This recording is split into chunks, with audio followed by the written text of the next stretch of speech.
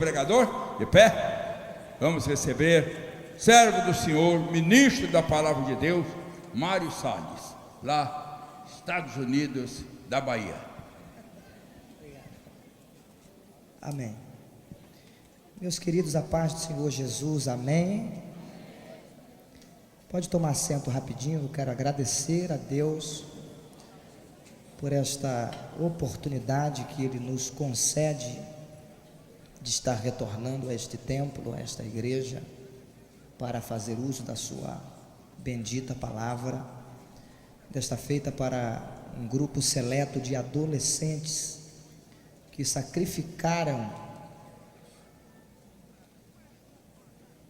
rejeitaram, abdicaram de suas vontades, de seus direitos, de seus prazeres, para estarem aqui, se entregando de corpo e alma a Jesus Cristo. Isto é importante. Quero desejar saúde, muita prosperidade ao pastor Eliseu Menezes, é um dos maiores líderes que nós temos aqui no estado do Rio de Janeiro, bem como no país, um pai.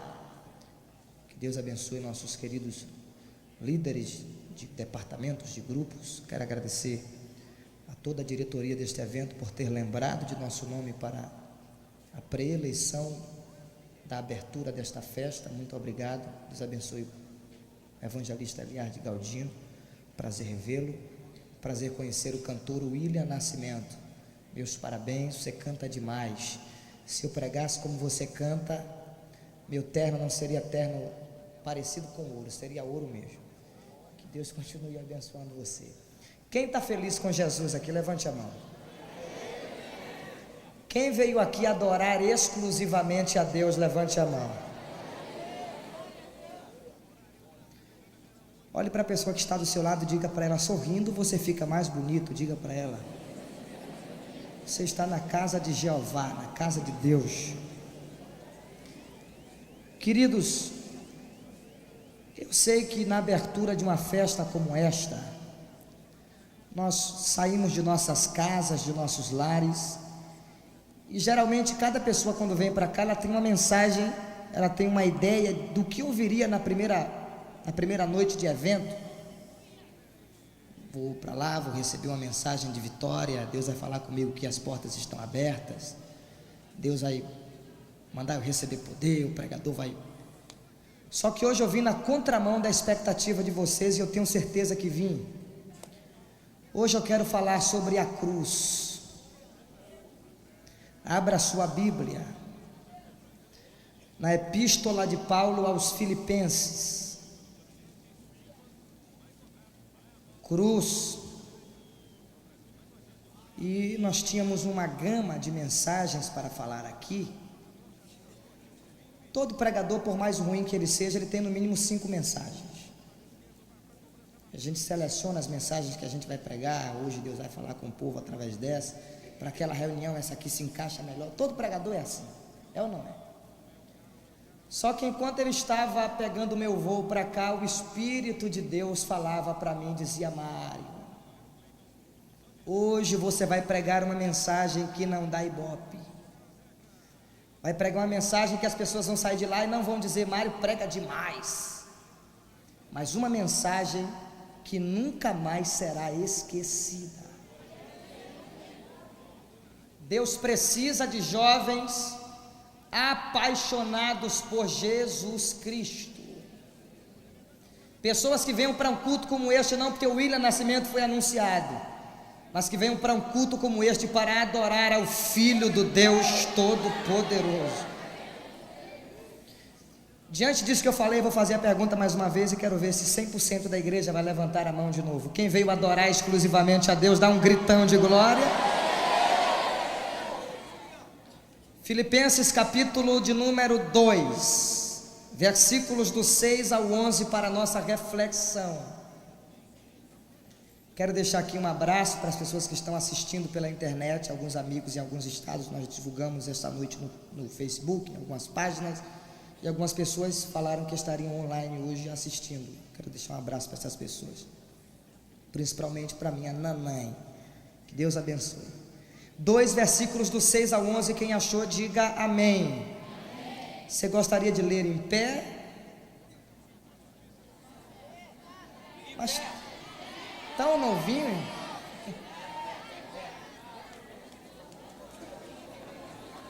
Dividir a multidão. Fique de pé para a gente ler. Estou aqui a palavra de Deus.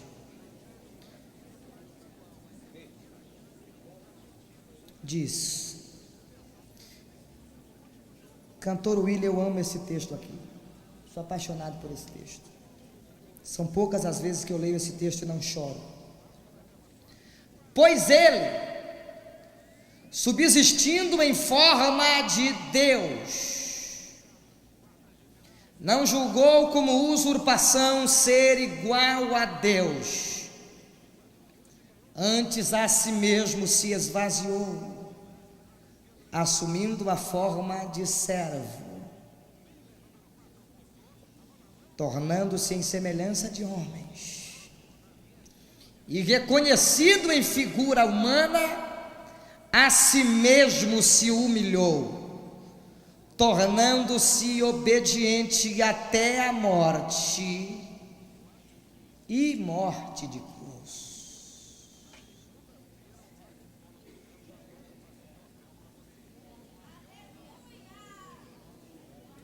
Pelo que também Deus o exaltou sobremaneira e lhe deu o nome que está acima de todo nome,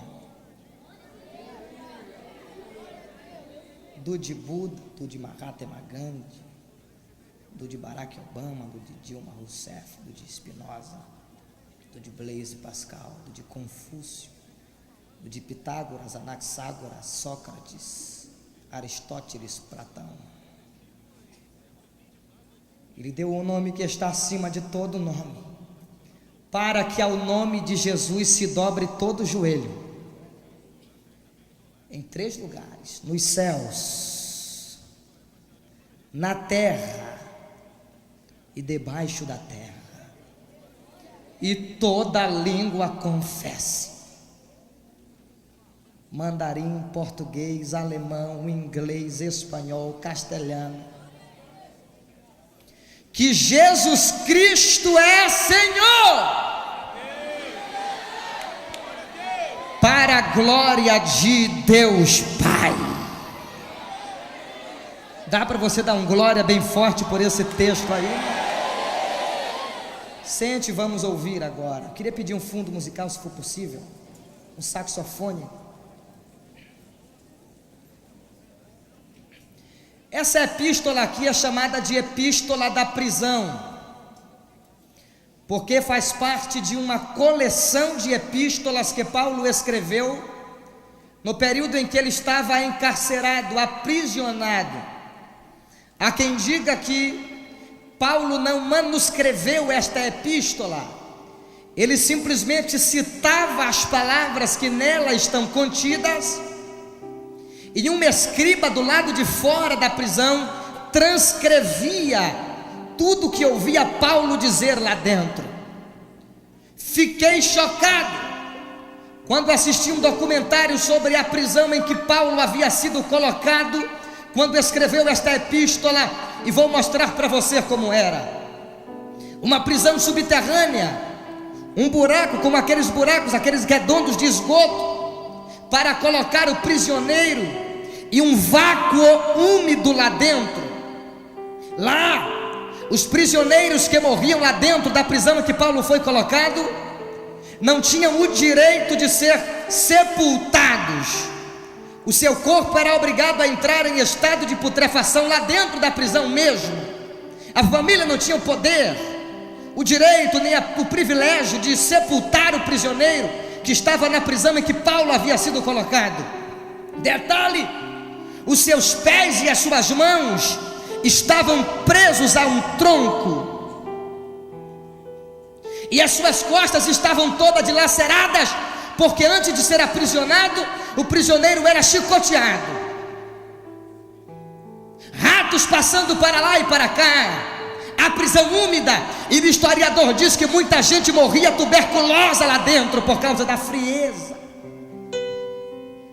Diante desta situação, Paulo escreve aos Filipenses, e esta epístola aqui, olhe para mim por gentileza, é chamada de epístola da alegria, porque por 21 vezes Paulo manda a igreja alegrar-se no Senhor, e você vai ver muito esta expressão aqui, alegrai-vos no Senhor.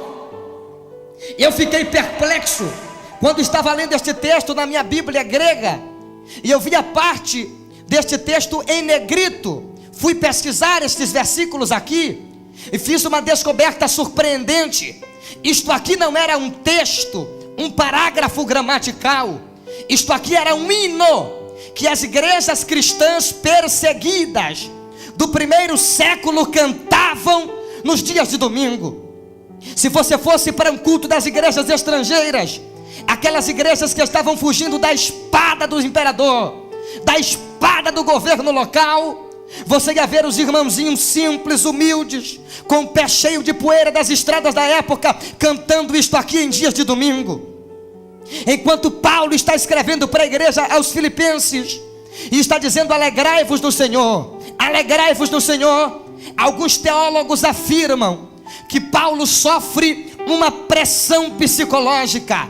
O diabo tenta convencê-lo de que não adianta tentar fazer as pessoas sorrirem, quando na verdade o nosso coração está chorando por dentro. Enquanto Paulo diz para a igreja: alegrai-vos no Senhor, o diabo diz para Paulo: mas você está aprisionado. Paulo diz para a igreja: alegrai-vos no Senhor, o diabo diz para Paulo: a sua família te deixou na pior situação e ninguém veio te fazer uma visita. Enquanto Paulo diz para a igreja: alegrai-vos no Senhor, o diabo diz para Paulo: as suas costas estão todas dilaceradas. Paulo diz para a igreja: alegrai-vos no Senhor, o diabo diz para Paulo: as suas mãos e os seus pés estão presos a um tronco. Neste momento, na sua prisão psicológica, na angústia de seu coração, os intérpretes dizem que o Espírito do Senhor Deus, o Espírito do Todo-Poderoso, invadiu a prisão em que Paulo estava, sofrendo essa pressão psicológica. O diabo estava quase conseguindo convencê-lo de que não adiantava fazer as pessoas sorrirem. Enquanto seu coração chorava por dentro, o Espírito Santo entrou na prisão e Paulo começou a cantar.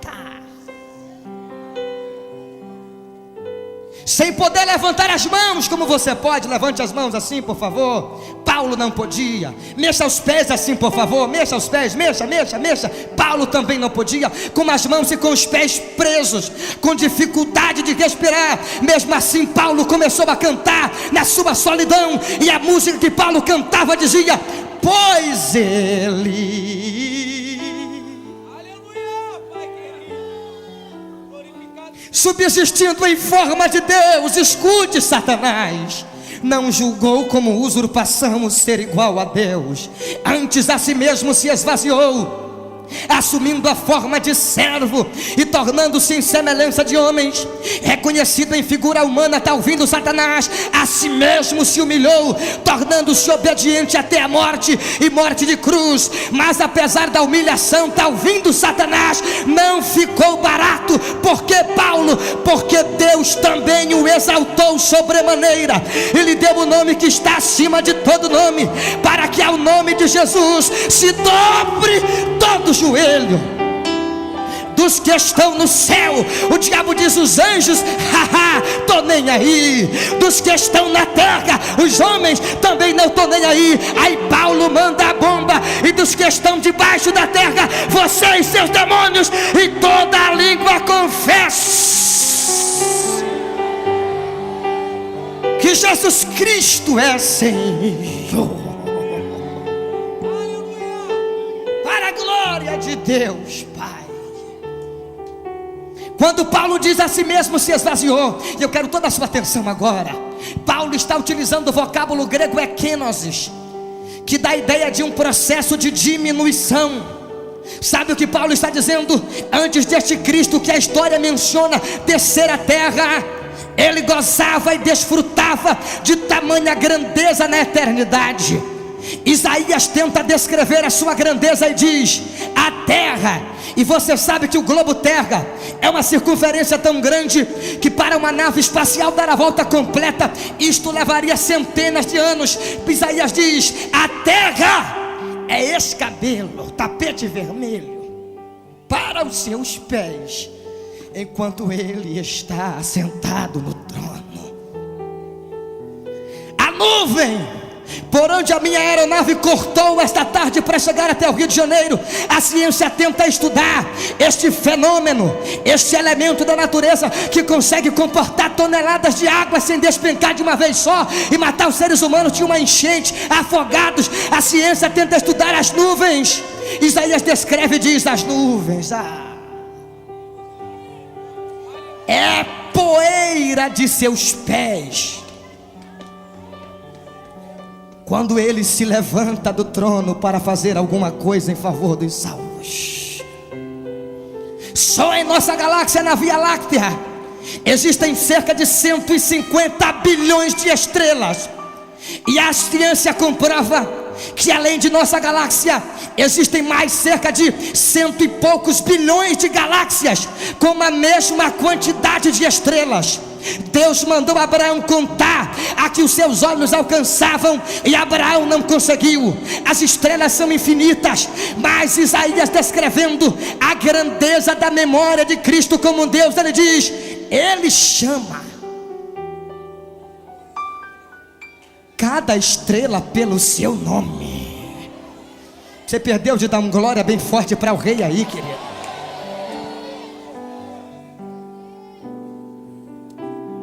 As montanhas, que as nações, para remover uma montanha de seus lugares, tem que usar todo o seu poder atômico. Essas montanhas, todas as montanhas, o Everest, a Cordilheira dos Andes. Isaías, descrevendo a grandeza de Cristo como Deus, diz: ele pesou cada uma na palma de suas mãos, como balança de precisão. Ele sabe quantos quilos cada uma montanha tem. Para você conhecer todos os oceanos em uma viagem transatlântica, em um cruzeiro, você levaria meses, talvez anos, para conhecer todos os rios, todas as águas, todos os mares. Isaías, descrevendo a grandeza de Cristo como Deus, diz: ele mediu o oceano com a palma das suas mãos.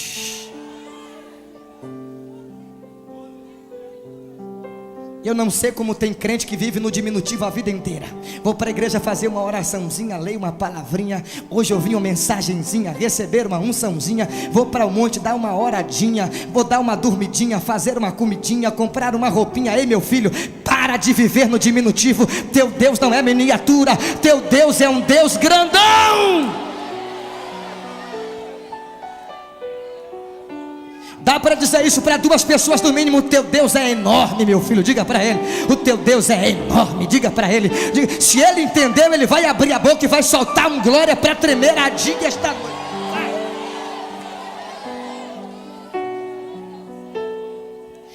Paulo diz que Cristo desceu, a si mesmo se esvaziou. Olha a grandeza dele, meu amigo. Ele desceu e foi diminuindo, o cantor William Nascimento, até ficar de que tamanho? Até ficar do tamanho de um espermatozoide caber no útero de Maria, que era do tamanho de uma pera. Para todo ser humano nascer, ele precisa passar por uma espécie de Olimpíada da vida. Ele disputa seu lugar com bilhões de espermatozoides que tentam correr ao útero da mãe também. É ou não é, pastor? Bilhões e bilhões de espermatozoides. Você nasceu porque bilhões e bilhões ficaram para trás, não conseguiram te alcançar. Você foi vencedor desde o ventre.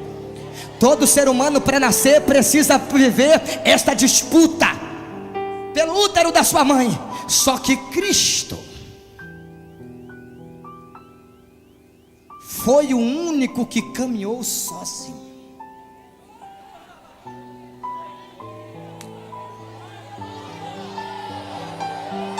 Abre a boca e dá um glória, porque ele é único.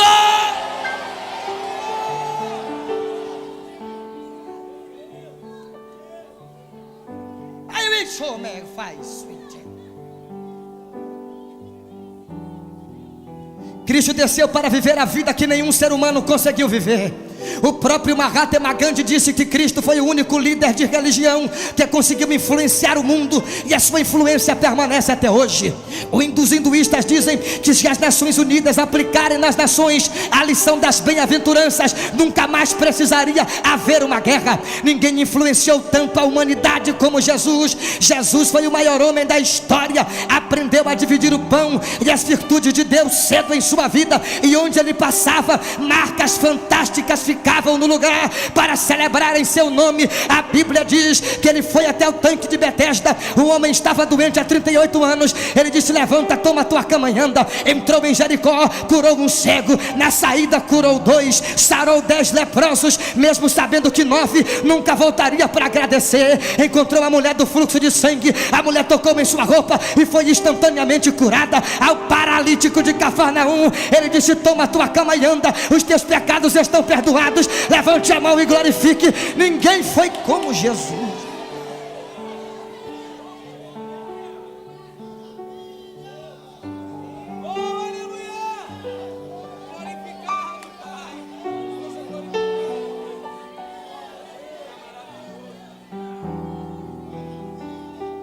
Paulo fala do processo de sua crucificação quando diz: tornando-se obediente até a morte, morte de cruz. Irmão, a cruz de Cristo é um mistério, e Deus me deu a graça de abrir a cortina da crucificação e me fez enxergar algumas coisas. Quer ver só? A crucificação de Cristo, o processo da redenção, está estreitamente ligada ao número 3. Diga comigo: 3.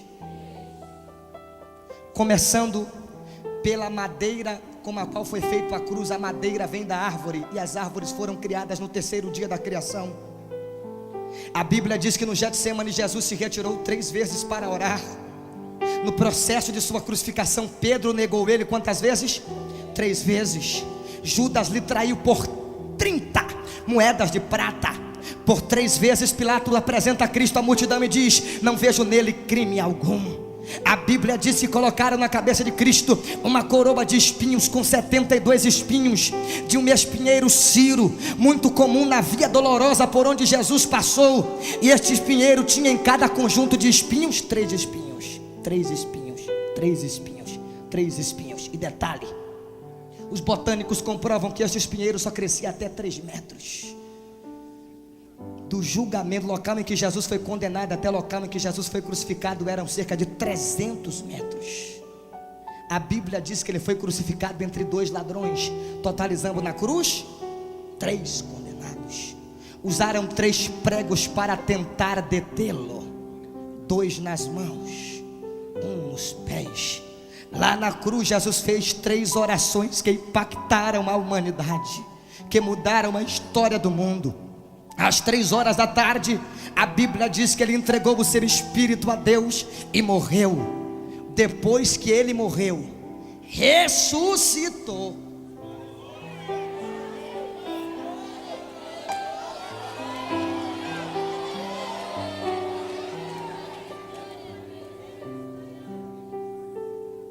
Depois que ressuscitou, antes de partir para o céu, deixou para a igreja 3 promessas. Primeira: em meu nome expulsarão demônios e falarão novas línguas. Imporão as mãos sobre os enfermos e eles serão curados. E se colocarem veneno na tua comida, porque não vão com tua cara, pode comer e pedir sobremesa, porque não vai fazer mal algum. Levante a mão e dá um glória para sacudir isto aqui, meu filho.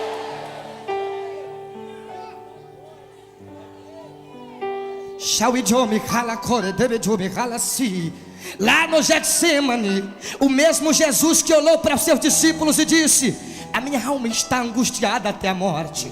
O mesmo Jesus que dobrou o joelho e disse: Pai, se possível, passa de mim este cálice. Depois que orou 3 vezes, saiu tão revestido de poder de Deus, que quando os soldados chegaram diante dele e disseram: procuramos o Cristo, a Bíblia diz que ele se apresentou e disse: sou eu a quem buscais. Quando ele disse isso, estava tão cheio que a Bíblia diz: os soldados caíram com o rosto em terra. Lá no Getsêmani começa a derrota de Satanás e a vitória da igreja. Por quê? Porque a Bíblia diz que enquanto Cristo orava, a pressão psicológica se juntou a uma grande dor emocional, e os seus poros sudoríparos capilares se elasteceram e entraram em contato com as vias sanguíneas, e Lucas, que era médico, diz: suava grandes gotas de sangue.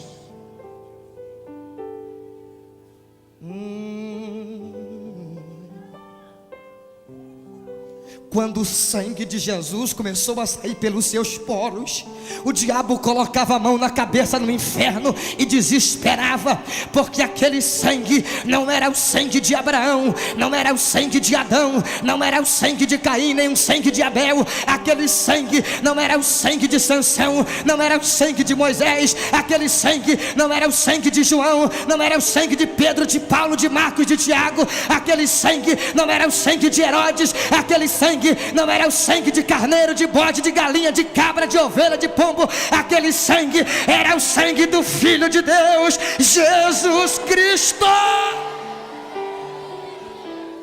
Quando o diabo começou a ver aquele sangue, ele já sabia que você ia pecar e não precisaria mais andar quilômetros com um cordeiro nas costas.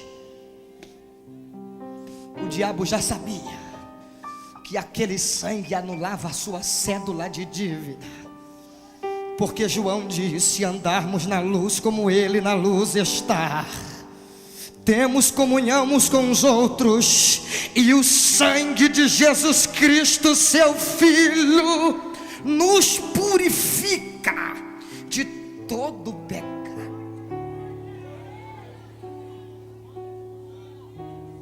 Eu não sei o que foi que você fez esta semana, não sei como é que está o seu psicológico, não sei como está a sua vida espiritual, não sei quais foram as armadilhas que o diabo lançou no seu caminho. Talvez tenha gente me ouvindo aqui e o coração está triste, porque está se sentindo mais indigna de todos aqui dentro, porque pecou, porque fez isto, fez aquilo. Ei, meu filho, não tem jeito mais para o diabo, que já foi condenado no primeiro dia que pecou e no primeiro pecado que cometeu. Mas para você tem sim, porque o sangue de Jesus Cristo te purifica, te purifica, te purifica. Levante a mão se você crê e dê glória bem forte para Ele. Levante as duas mãos assim, por gentileza. As duas mãos. Bata na mão de alguém do seu lado e diga: o sangue de Jesus tem poder. Diga para ele: o sangue de Jesus tem poder. Diga para ele. Fale para 3 pessoas: o sangue de Jesus tem poder. O sangue de Jesus tem poder. O sangue de Jesus tem poder. O sangue de Jesus tem poder. Se é verdade, abre a boca, dá o maior gritão de glória que você consegue dar.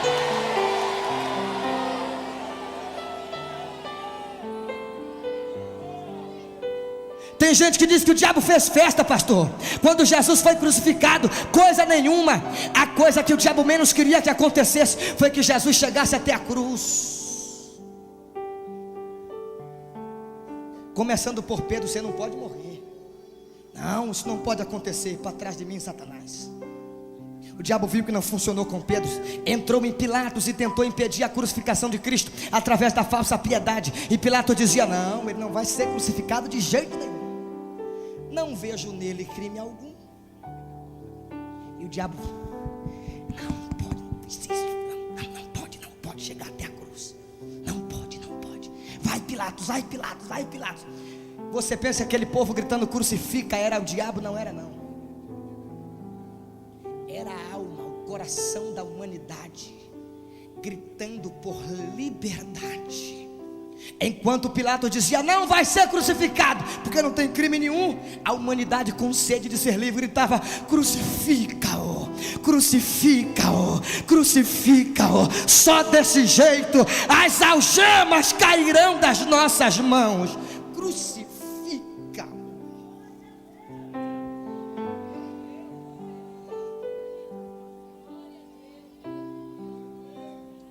Quando o diabo percebe que não conseguiu impedir que Jesus fosse crucificado através da falsa piedade, o diabo teve outra estratégia. Pilatos, então vamos chicoteá-lo.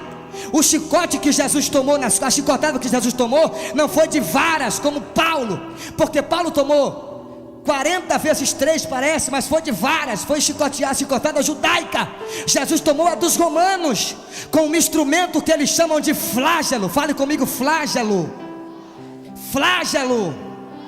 Fala, irmão. Se eu falasse que a vitória hoje, que a porta estava aberta, que Jesus ia mandar carro, você estava falando, né? Então diga flagelo. Isso aqui é cruz, meu amigo, crucificação. Você está aqui por causa disto. É ou não é, pastor William? Este flagelo era um cabo de madeira, 12 tiras de couro, trançadas. Em cada uma das 12 tiras, 12 pedaços de chumbo. E na ponta de cada uma das 12 tiras, pedaço de osso, pedaço de navalha, osso de carneiro. Foram cerca de 5.760 hematomas nas costas de Jesus, por causa dos 12 chumbos. 480 cortes profundos, por causa das navalhas e do osso de carneiro. O historiador diz, Orígenes, um dos pais da igreja, diz que enquanto Jesus caminhava com uma cruz nas costas, e detalhe, a cruz não era linchada como as madeiras que temos hoje, que compramos hoje na loja, na mão do marceneiro, não, era madeira bruta. Enquanto Jesus ia tentando consertar lascas de pau, ia entrando em suas costas e ferindo seus músculos, perfurando a sua pele, os seus músculos, e Jesus carregando 56 quilos nas costas. Enquanto Jesus ia carregando, o historiador diz que enquanto ele tentava consertar a cruz das suas costas, sangue espirrava dos buracos das chicotadas através das microveias. Era como uma bola de assoprar, cheia de água e com muitos furos de agulha. Era fácil saber aonde Jesus tinha ido. Era só seguir o sangue na estrada.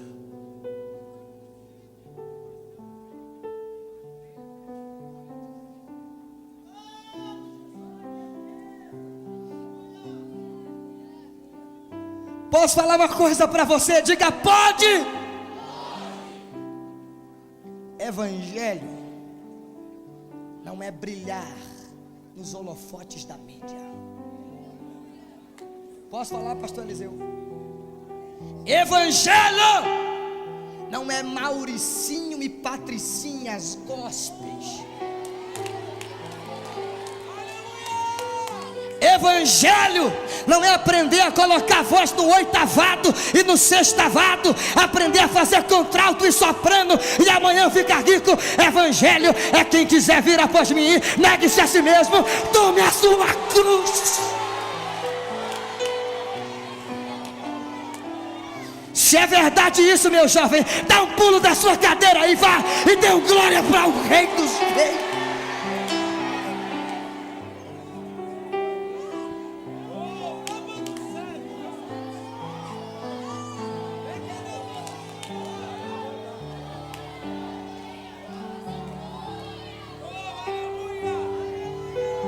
Só que a glória do Evangelho é que a cruz de ninguém é mais pesada do que a outra. Acontece que existem pessoas com menos capacidade de carregar, mas eu amo o Evangelho. Sabe por quê?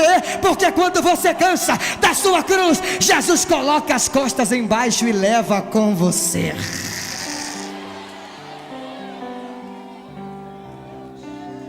Será que você pode fechar os olhos agora e adorar Jesus por um minuto? Vá, adore.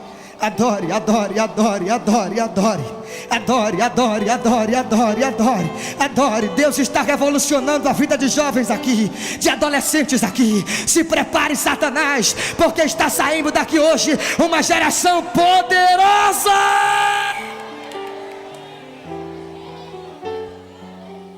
As duas mãos lá em cima, vai.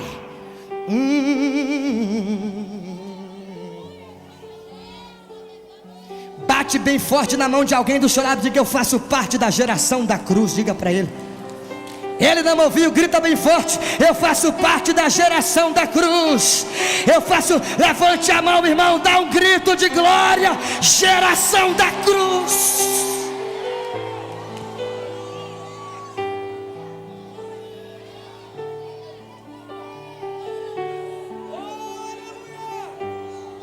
Me perdoe. Perdão. Mas eu detesto pregar em igreja que não dá glória a Deus. Perdão pela sinceridade. Eu acho que eu fiquei mais velho, eu criei mais coragem de falar as coisas. Eu até prego por ética. Não critico por respeito à metodologia de liderança. Não critico, mas não gosto. É um desabafo meu. Pergunte para mim por quê. Não vou responder. Pergunte por quê. Não vou responder. Pergunte por quê. Porque quando seu time está jogando e faz gol,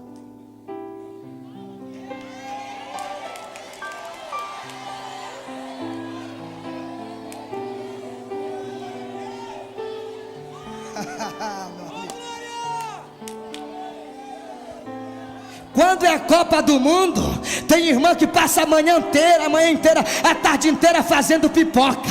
Quando o marido diz: filha, foi um gol do Brasil, da cozinha ela joga a pipoca para cima e grita: é gol, é gol, é gol, é gol. Todo mundo dá para ouvir. Agora escute para mim: todo time que joga tem facilidade de vencer. Aonde? No seu campo, na sua casa. Se o Flamengo joga aqui, a facilidade de ganhar é de quem? Do Flamengo. Se joga no campo do inimigo, quem vai ganhar? O adversário, porque está jogando dentro de casa. Jesus deu de 10-0 no diabo. Aonde? Na casa dele. Dá um pulo da cadeira aí, glorifique alguém. Vai.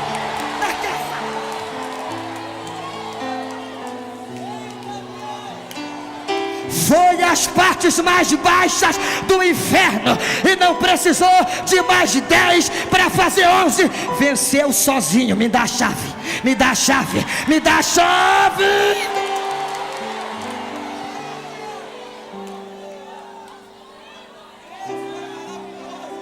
Eu estou sentindo a torneira grande de Deus aberta aqui. Deixa eu lhe falar uma coisinha.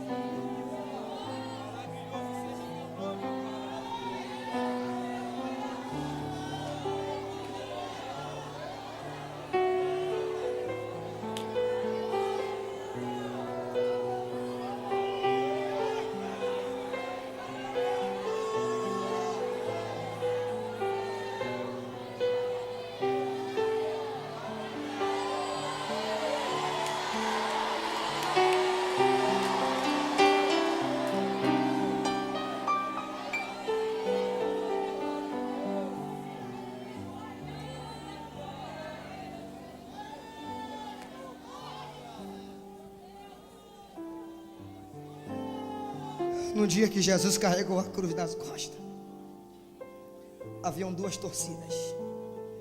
Torcida é uma metáfora, uma linguagem, mas claro, haviam duas multidões acordadas naquele dia. Quantas multidões acordadas? Primeira multidão, e esta não poderia dormir, porque a primeira profecia da Bíblia não foi falada por profetas. A primeira profecia da Bíblia foi falada por Deus.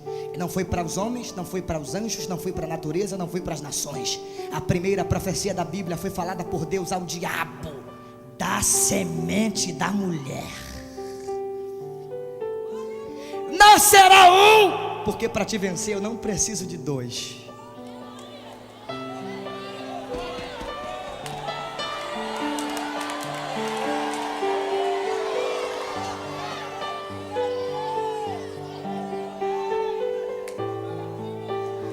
Parece que eu vejo ele pegando Adão e dizendo: este aqui já nasceu grande, de barba e falando. nunca passou prova, nasceu no Éden. Vai sair porque errou, mas nasceu no bom. Dei do bom e do melhor para ele.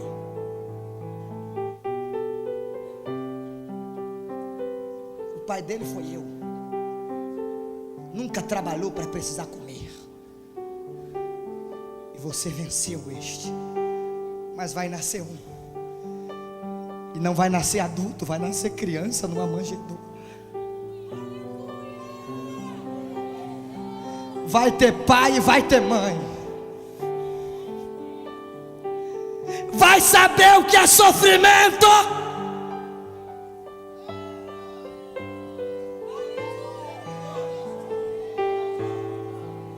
Esse você vai ferir o calcanhar. Só o calcanhar. Mas ele não vai se esconder atrás das árvores como Adão fez. Ele vai dar o troco. Vai ferir a sua cabeça.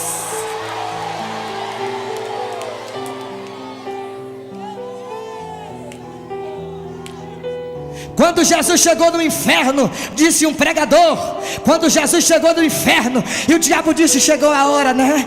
Pode ferir, e colocou a cabeça no chão e disse, pisa. Jesus disse, não vou pisar agora não, eu quero só as chaves, a chave da morte do inferno. Porque não vai pisar agora? Eu tive uma ideia melhor, e esta ideia Paulo falou na epístola aos Romanos, pois em breve o Deus de paz esmagará Satanás debaixo dos vossos pés. As tuas mãos lá em cima, geração Tim. As tuas mãos lá em cima, vai. Bate na mão de alguém do seu lado e diga, quem vai pisar é você, é você, é você, é você. Dá um pulo, é você que vai pisar.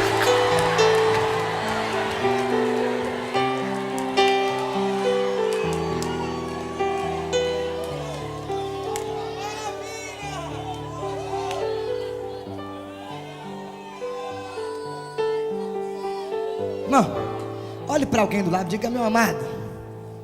Diga, meu amado. Diga, meu amado. Tá fraquinho, quinho. Diga, meu amado. Na igreja tem dois tipos de adoradores. Diga forte para ele. Primeiro, aqueles que adoram pelo que Deus vai dar. Diga forte para ele, profeta. Se Deus vai dar um carro, ele adora. Se vai dar uma cura, ele adora. Se vai dar apartamento novo, ele adora. Diga forte para ele, esse é o adorador que adora pelo que Deus vai dar. Agora diga forte para ele, mas eu, fale bem forte, mas eu, fale gritando, mas eu faço parte da segunda classe que adora não pelo que ele vai dar, mas pelo que ele já deu. Jesus Cristo, Jesus Cristo, Jesus Cristo, Jesus Cristo.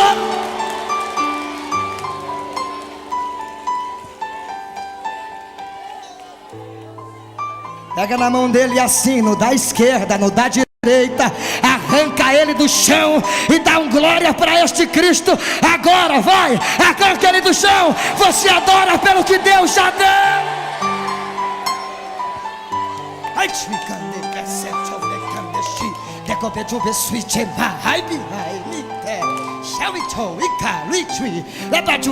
Levante as duas mãos assim, adore a Deus por um minuto. Vai.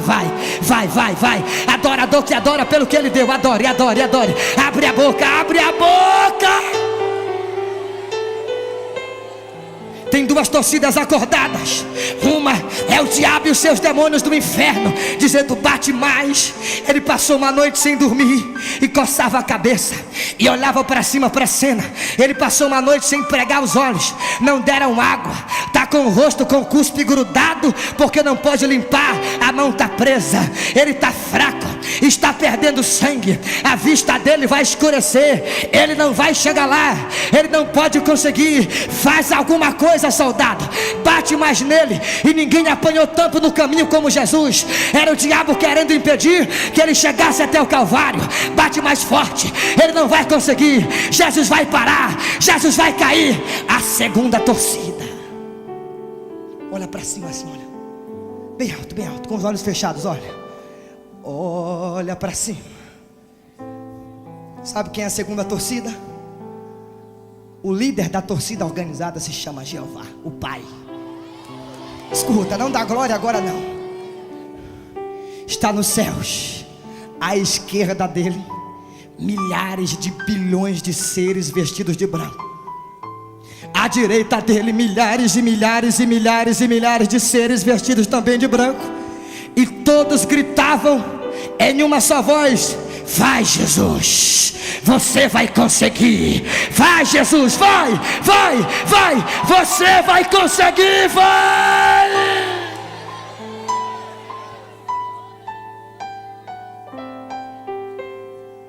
E o diabo está dizendo: ele vai cair, ele está fraco, ele está doente, ele está enfermo de amor pela humanidade, ele não vai conseguir chegar até lá, a cruz dele é a mais pesada. E Jesus cai mesmo. Quando Jesus caiu, milhares e milhares de demônios do inferno pulavam e diziam: ele vai desistir agora. E lá vai um juizinho, um demôniozinho juiz: é 9, é 8, é 7. E Jesus abriu os olhos, a cruz embaixo dele, tentando levantar: é 6, é 5, é 4. A guerra vai terminar agora, vai terminar, é vitória para o inferno, a humanidade continuará presa. É 5, é 4, é 3, vai acabar agora, é 2, é 1. Quando o diabo vai comemorar, o Espírito Santo enche Simão Cirineu, ele coloca a cruz nas costas e diz: não acabou, você vai chegar, você vai chegar, você vai chegar, vamos.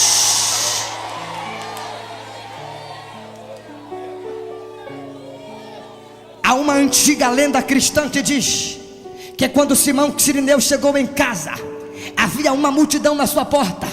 É uma antiga tradição cristã.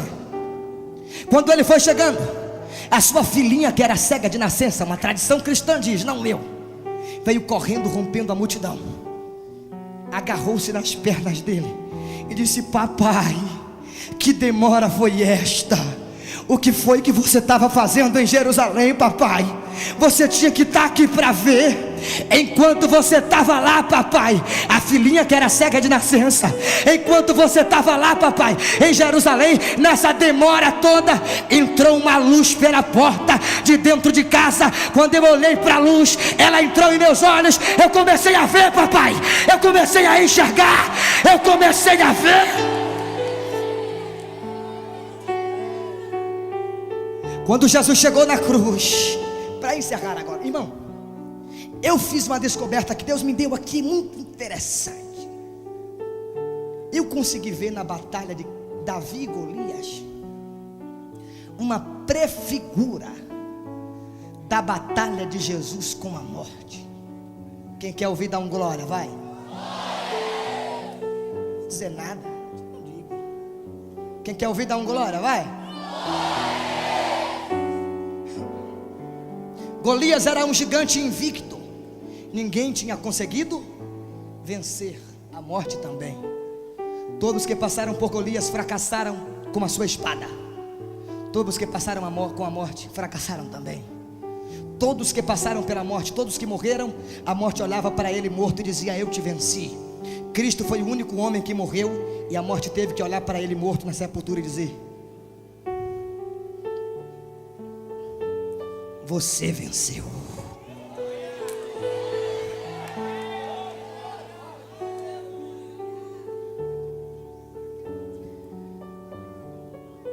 Quando Davi venceu Golias, ele matou Golias com a própria espada do gigante. Davi matou Golias com a própria arma de Golias. Foi ou não foi? Jesus também venceu a morte com a própria arma dela. Diga para o irmão assim: Jesus está fraco, viu, meu chapa? Diga: Jesus venceu a morte com a morte.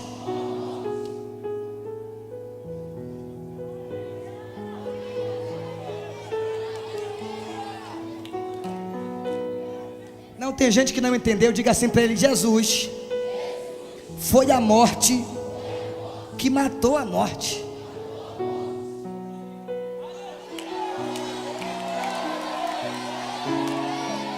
A morte que matou a morte. Terceiro, depois que Davi venceu Golias, ele levou daquela batalha duas lembranças. O que foi? A espada e a cabeça. Jesus também, quando Jesus venceu a morte, ele levou daquela batalha duas lembranças. Está no Apocalipse: a chave da morte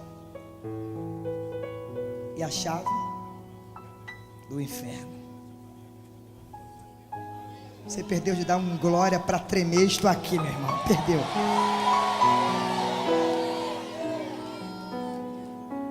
Quando Golias afrontou o povo, Saul disse assim: não aguento mais esse camarada.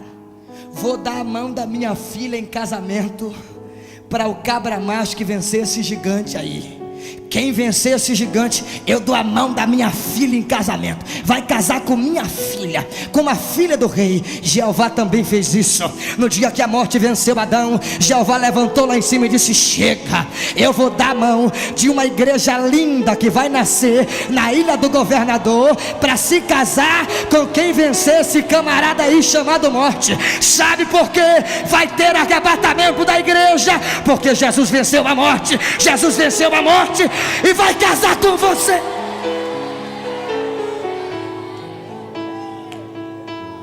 Diga assim por mão: inclusive. Tá fraco, diga inclusive. Eu já estou até noivo. Grita para ele: eu sou a noiva do Cordeiro.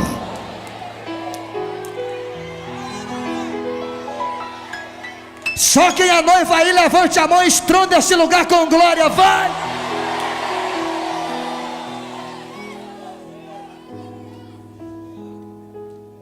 Quando Jesus morreu e colocaram seu corpo na sepultura, disseram: a sepultura poderá contê-lo. Meu tempo esgotou e eu nem vi. Tenho 6 minutos. Botaram Jesus na sepultura e disseram: a sepultura vai contê-lo.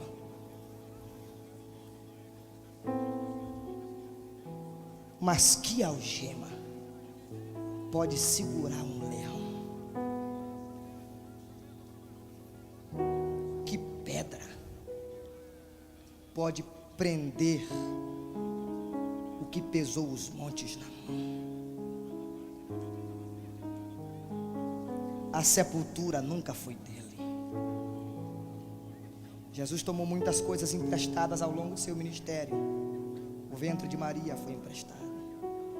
A jumentinha emprestada não era dele. A casa onde celebrou a última ceia também não era dele, era emprestado. Mas se tinha uma coisa que não podia ser dele mesmo, era a sepultura. Era de José de Arimateia. Jesus disse: eu quero só emprestada, porque eu não vou morar aí. Vou passar só um fim de semana. É só um fim de semana. Quem pode conter um homem bom? Primeira coisa que tentou conter Jesus: o ímen de Maria, porque era virgem. Quando nasceu, Herodes tentou matá-lo. Quando cresceu, Nazaré tentou jogá-lo de uma montanha. Quando começou seu ministério, a sua família disse: é um louco, tentou pará-lo. Colocaram na cruz, a cruz não pôde conter, foi para a sepultura. Colocaram na sepultura, a sepultura não pôde conter. Porque ao terceiro dia ele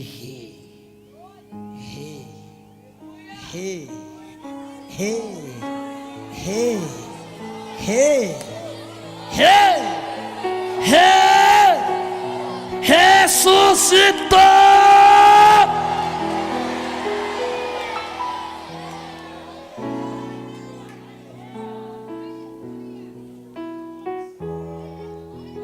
Fica de pé, rápido, fica de pé, rápido, rápido, corre, corre, corre. Tenho 4 minutos.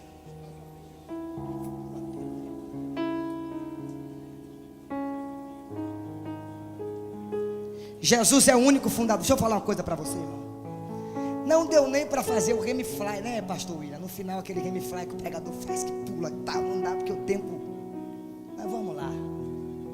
Hoje não vai ter remy fly. Sem remy fly hoje. Ó.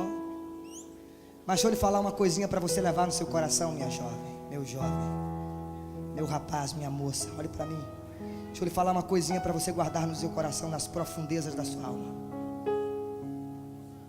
Jesus foi o único fundador de religião que teve a ousadia, que teve a audácia de prometer.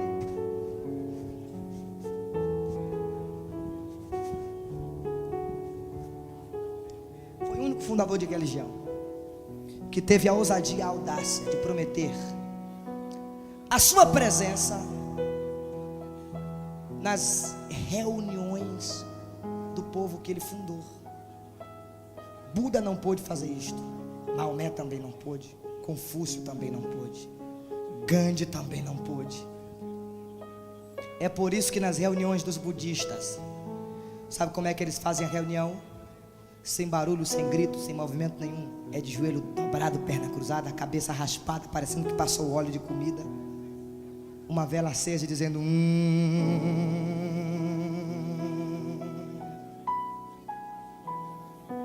Os maometanos na frente de um horizonte para receber a iluminação, para entender o Alcorão, as sutras. A igreja, nós, você, é o único povo.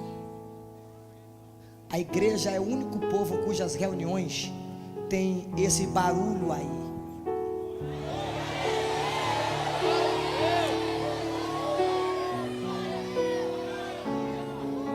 Os budistas não têm motivo de cantar porque Buda está morto, está lá só a caveira lá sorrindo para o sol, irmão. Mas a igreja não. Sabe o que é que faziam com o exército? Para vencer este exército, matavam o general. E é por isso que Jesus diz: mata o pastor, dispersa as ovelhas. Matavam o general. Quando o general morria, o exército se entregava, porque sem general o exército era um exército vencido. Sabe por que Paulo disse que somos mais do que vencedores? Porque até mataram o nosso general, mas ao terceiro dia ele ressuscitou e está vivo. Nós somos vencedores. Se tem alguém aí na igreja que não é evangélico, venha aqui à frente agora, porque Jesus está chamando você. Venha correndo. Você que não é evangélico e veio nos fazer uma visita ilustre, venha aqui à frente agora. Jesus está lhe convidando, lhe convocando pessoalmente. Você que não é evangélico e deseja aceitar Jesus, vem aqui à frente agora. Tenha vergonha não. Venha. Quem não é evangélico aqui está entre nós? Levante a mão para eu ver você. Quem não é evangélico está entre nós? Levante a mão. Não tem pessoas não evangélicas? Não tem. Então amém, que Deus abençoe você. Canta, vai cantar. Deus abençoe, muito obrigado. Deixa eu anunciar um negócio rapidinho. Segura aí, varão, segura, profeta.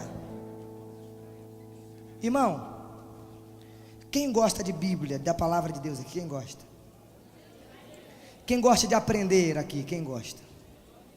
Quem gosta de ler um texto bíblico e entender coisas e ouvir coisas ali naquele texto que ninguém sabe nem imagina que ali existe? Quem gosta? De verdade mesmo? De verdade mesmo?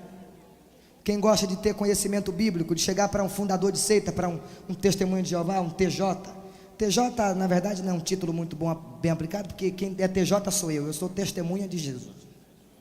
TJ, testemunha de Jesus. Mas quem gosta aqui de ter conhecimento? Olha para mim, meu amigo, eu quero lhe abençoar agora. Você não quer? Quem quer um presente aqui? Levante a mão. Quem gosta de ganhar presente, diga glória. Quem gosta de dar presente? Ganhar você gosta, né? Dar. Quem quer ganhar um presente aqui? Eu trouxe aqui, querido, 8 títulos em DVDs. Olha aqui para mim. Olha aqui para mim, é aqui, é no baiano aqui, não é no grupo não, é aqui, meu irmão, aqui, ó. Olha para olhar para cá. Sei que eu sou feio, mas pede a Deus força e olha para cá, olha. Tenho 8 títulos aqui, 8 seleções de mensagens minhas. Tenho aqui o colecionador de bocas, é um título, uma mensagem que nela tem muitos milagres, pessoas que são curadas, mulher com dedo torto desentorta aqui nessa mensagem, hérnias desaparece, é uma mensagem. E aqui eu estou novinho, estou com 17 anos, você vai rir de mim, eu estou magrinho, estou assim igual o meu amigo aqui, Yuri. Ia chamar ele pelo apelido que eu chamo ele quando está só nós dois, mas não vou chamar não. Tenho aqui o sacerdote que virou mendigo, uma mensagem muito tremenda. 3 verdades sobre o cérebro de Cristo. Uma mensagem gravada em São Paulo. Olha aqui para mim, meu irmão. Aqui o negócio é aqui. Uma mensagem gravada aqui, vizinho a vocês em São Paulo. Uma águia na minha garganta. No meio dessa mensagem, aliás, acontece um negócio que eu não vou dizer, porque senão você não vai comprar. Acontece um negócio que eu não posso mais pregar. Acontece um mistério de Deus, um mover de Deus. E eu tenho que parar tudo. A igreja não fica, ninguém segura mais. O povo tudo descontrolado, pulando, recebendo poder. O pastor também, a igreja toda recebendo. Por causa disso que acontece no meio da mensagem. Tenho aqui quanto custa uma torre gravada em Curitiba. Você que tem grandes projetos, mas está sofrendo por esses projetos, está sofrendo pelos seus sonhos, essa mensagem é para você. Só lancei porque a primeira vez que eu assisti ela eu chorei muito em frente ao televisor. Tenho aqui uma mensagem que é lançamento. Vocês são as primeiras pessoas a comprarem, se comprar. Por que fantasma? Por que fantasma é o título. Chamaram Jesus de fantasma quando ele vinha atravessando o mar, a tempestade. Mas por que fantasma? Fantasma, por quê? Você vai ouvir. Porque Jesus não pode ser fantasma. Vou dizer só um tópico dessa mensagem para você. Por que Jesus não pode ser fantasma? Porque fantasma, para ser fantasma, precisa estar. Tenho aqui 23 vezes no céu, gravado com David Keelan, Toque no Altar e Marcelo Aguiar, aqui na praça. Mas não compro para ver o cantor, compro para ver a mensagem. E tenho aqui Por Isso as Virgens Te Amam, uma mensagem Cantar de Salomão, tremenda. Certo? Você que está sofrendo perseguição pelo que Deus te deu, compre. São 8 títulos. Cada um custa R$15. Quanto custa? Fale forte, quanto custa? Hoje eu vou vender cada uma 10. Quanto vai ser? Não merece o U que vocês deram para o cantor quando apresentaram ele? 10. Não, ficou 10. Eu vou parar de pregar amanhã, não quero mais pregar. 10.